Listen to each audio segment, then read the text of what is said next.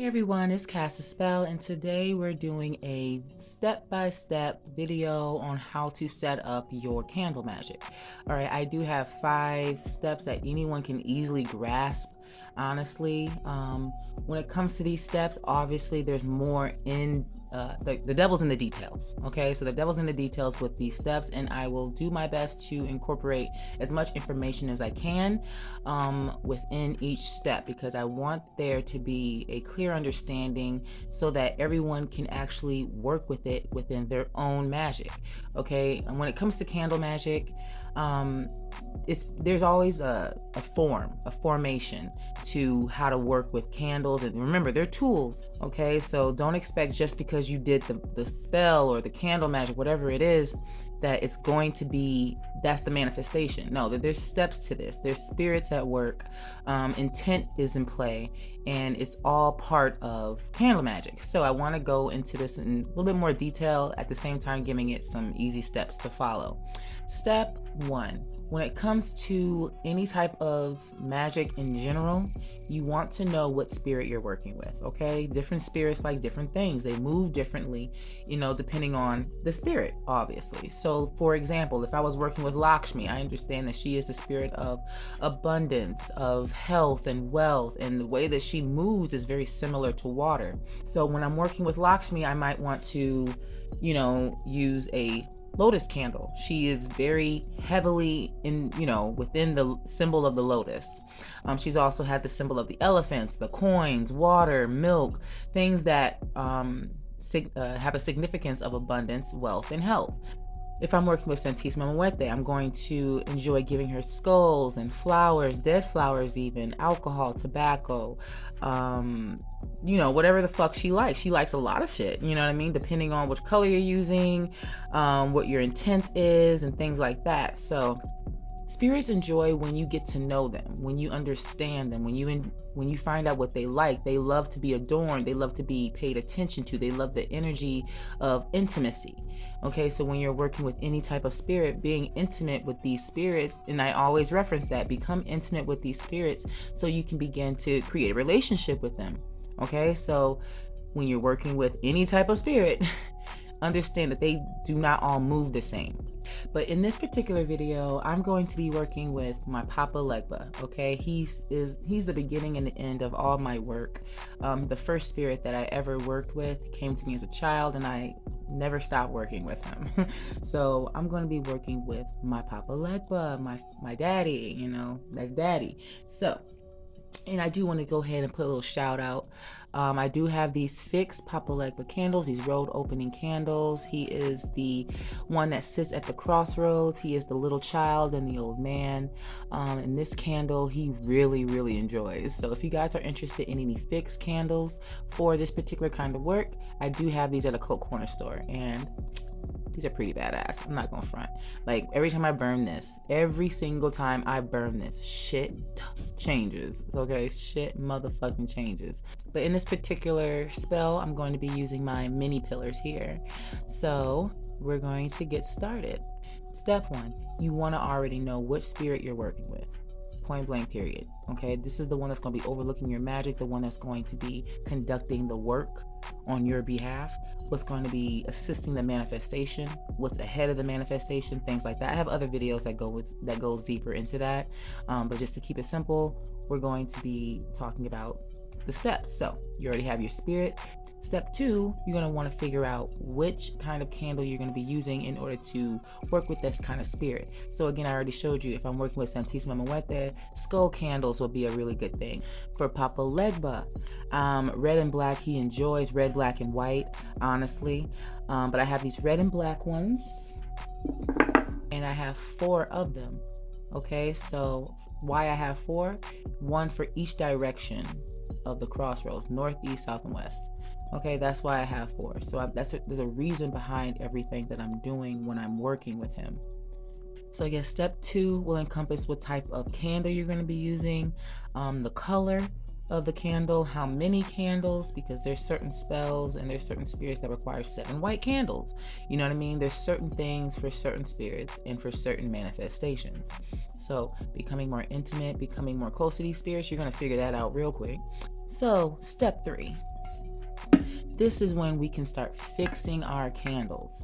All right, we already know what spirit we're working with. We already got our candles that we've chosen, and now we can start fixing it. When it comes to fixing a candle, this is when you start to pop out your herbs, your bones, your palos, your dirts, your flowers, your additional pieces. Like for Papa Legba, I'm going to use keys and herbs and oils.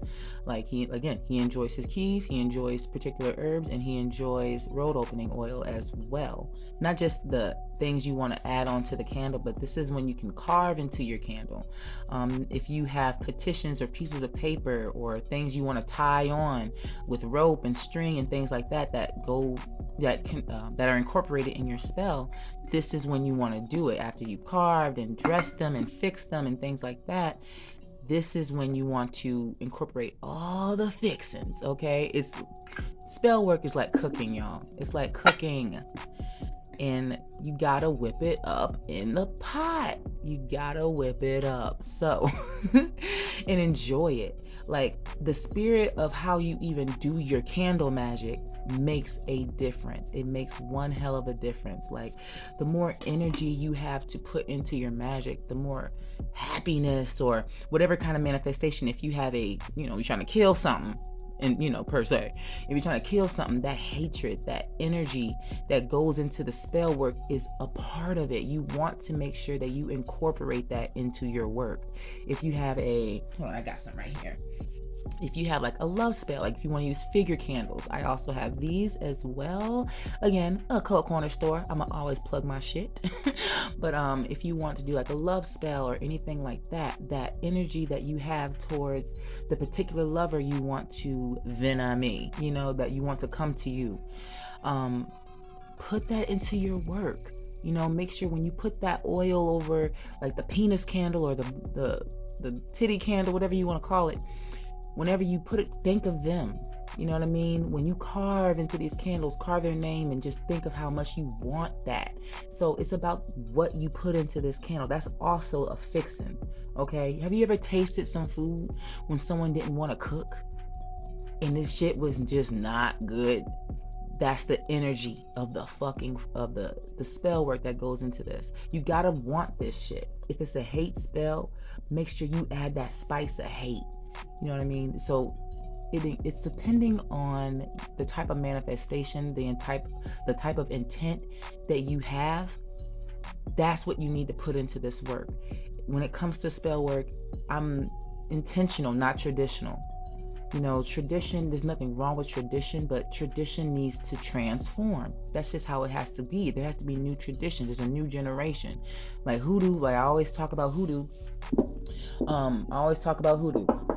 Hoodoo was a developed magic. It was created from the people who were enslaved, okay, from the Mexicans, from the Native Indians, you got your Seminoles, that clusterfuck of the both of them. That's hoodoo. They created that shit from what they knew, from what they've had, and from how the generation was at the time, what the situation was at the time. So it's not about tradition per se. Yes, incorporate tradition. There's nothing wrong with that, but you have to be able to allow your magic to grow. All right? Chocolate cake is not made the same way it was 150 years ago. You know what I mean? Like things change. So I know I rant all the time, but it's necessary for me. I need a rant. It's part of my magic. Okay. And the spell that I'm doing for my Legba, my Papa Legba, this is just like a respectful and honorary spell just to show him I care, I fuck with you, I enjoy you, I adore you. I enjoy his archetype all around. So this is just a simple spell that I'm doing on my behalf, but just to show you. So I got my road opening oil that I made specifically for him. I'm gonna go ahead and pour that in there. Boom, boom, boom. And I'm gonna make sure, and again, you could carve into this, you can do whatever you want. So I'm just gonna make sure that I rub all this around. And this is when it gets messy as well, so y'all have y'all napkins ready, because I already know how it's gonna be. My hand's gonna be messy. Add your herbs, my road opening herbs, again, found at a Cold Corner store. And I'm gonna link everything for you guys. So you guys are aware, like I have my mini fix pillars. I have these already fixed at a corner store as well. So save some time, and they already have that particular spirit fixed on it. So add a little seasoning, you know. And also, if I didn't mention, speaking into a candle, chanting into a candle, putting your intent. You can apply intent in many different forms. Like again, you can wrap those pieces of petitions on it, dollar bills if you're trying to manifest money, you know, things like that. But speaking, carving, dressing your candle, oils, herbs, bones, dirts, all of it. This is the time to do it and enjoy it. Enjoy what you're doing. Oh my God, I can't even stress that enough. Like that is necessary. Step 4 is placement of candles. Now again, I already spoke to you guys about why I even have 4 candles. It's because I'm going to be placing them north, east, south, and west. I want him to protect me in whatever direction I want to go. You know, this is just a simple spell just to give some idea. But that's why I have 4. That's why I chose 4. Okay, so if you have the love spell, if you wanted to place them together, you know what I mean? Like there's placement is necessary. It's all about the symbol of it all. It's the symbol that makes the difference. It's not if it looks cute. It's not if it looks correct. Magic is only correct if your intent was genuine and honest. Okay, that's the only correct shit you really need to fucking worry about when it comes to magic, is your intent where it needs to be. Don't lie to yourself in magic. Your spirits are gonna know when you're lying. Okay, that's the shit you cannot pull over their head. All right, it will never happen. Okay, so I put my candles on my working altar, 4 corners, just like I said. I already have something burning for him because again, I work with him heavy, so he always got something going on. So step 5, burning the candle. Okay, this is step 5, and step 5, it has a few things under just burning the candle. But this is where, like, if you want to drip your candle, this is if you have pieces of paper that need to be burned, or strings that need to be burned, or things like that, additional pieces. If you wanted to add keys, if you wanted to lay your petitions down underneath the candle, like this is the time where all that takes place. So I already have like a key in my candle, but what I like to do is I like to add just 2 more keys right here. This is also, again, like I already said, the time where you can drip your candle. Sometimes people really enjoy a certain order of how candles are burnt.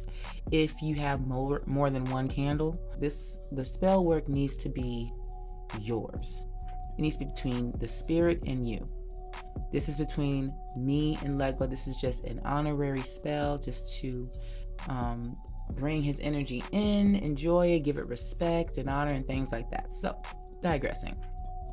What I like to do is burn each candle, burn it at all 4 corners. And y'all, step 5 also includes to be fucking safe. Okay, you're playing with fire regardless. So I'm gonna need y'all to get a safe place to have your candles. I enjoy cast irons because I work in a spiritual kitchen. All right. Yeah, this is all depending on your work. You can drip your candles in a particular formation. Make sure it means something to you. Again, this is not going to work if the shit is just not, it doesn't mean anything to you. If you're just following a spell just to follow it and you have no connection to it, it will be for naught, or it's going to manifest in a way you didn't expect it to. So that's why working and understanding these spirits, step 1, is necessary. If you guys do need help, I have a blog. I don't mind having consultations. I offer consultations on my website for people who are new to this, because I'm not a stingy bitch. Like, this is what I do. I enjoy it. This is what I really enjoy doing. Now that my candles are lit, step 5, I'm gonna allow them to burn. Make sure it's a safe area, cast iron. And when it comes to fixed candles, here's another tip. Make sure you wash your candles periodically. Like, go back and check on them, because when it comes to like herbs and oils, sometimes things can happen, but I already know it's always spirit. It's always the spirits. But again, just make sure you check on your shit. make sure you always check on your shit. Don't let them just burn, leave the house. You know, that makes no fucking sense. So just check your shit. So many stories I've heard, so many. But yeah, that's it. I hope you guys enjoyed this simple, hopefully simple video that will help you get a grasp on your own candle magic and make it yours. And yeah, you guys can find all of these items and more in the description, things that will help you. And you guys can always find me at occultcornerstore.com. And thank you guys again for tuning in to another video. I'll be back with more. I'm really just working on how to be consistent. So I'll talk to you guys later. Bye-bye.